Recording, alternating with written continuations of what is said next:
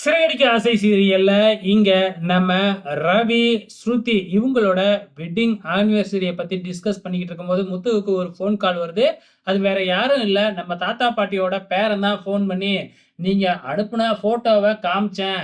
அதுல red colour churidar போட்டுட்டு தாலி இல்லாம இருக்குல்ல, அந்த பொண்ணு தான் அந்த ஃபோன தவற விட்டதுன்னு தாத்தா சொன்னாரு." அப்படின்னு சொல்லிடுறாங்க. இப்ப நம்ம முத்து மீனாவ தனியா கூப்பிட்டு, "இந்த மாதிரி நீ என்னமோ சொன்னல்ல, வித்யா கிட்ட தான் இந்த ஃபோன் இருந்திருக்கு கொஞ்ச நாளா.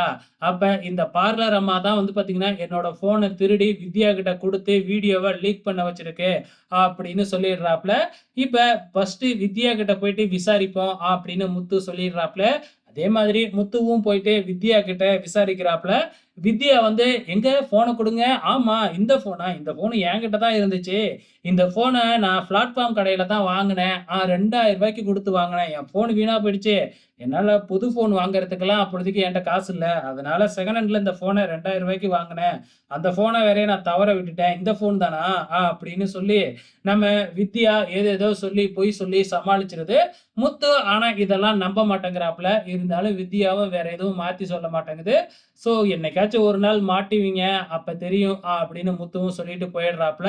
அதுக்கப்புறம் நம்ம முத்து வந்து பார்த்தீங்கன்னா, நடந்த விஷயத்த எல்லாமே மீனா கிட்ட சொல்லிக்கிட்டு இருக்கும்பொழுது, ரோகிணி ஒட்டு கேட்குது. ஆக மொத்தத்துல முத்து வித்யாவ போய் விசாரிக்கிறான்.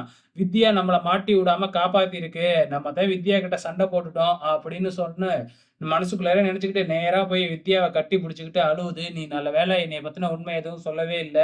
அப்படின்னு சொல்லிட்டு. உடனே வித்யாவும் குத்துனவன் நண்பனா இருந்தா, செத்தா கூட காமிச்சு குடுக்க கூடாதுங்கிற டயலாக்லாம் அடிச்சுப்புட்டு 2 பேரும் சிரிச்சு பேசிக்கிட்டு இருக்கு. ஆக மொத்தத்துல இன்னி எபிசோட்ல இதுதாங்க நடந்திருக்கு. வெயிட் பண்ணி பார்க்கலாம் நாளைக்கு என்ன நடக்க போகுதுன்னு.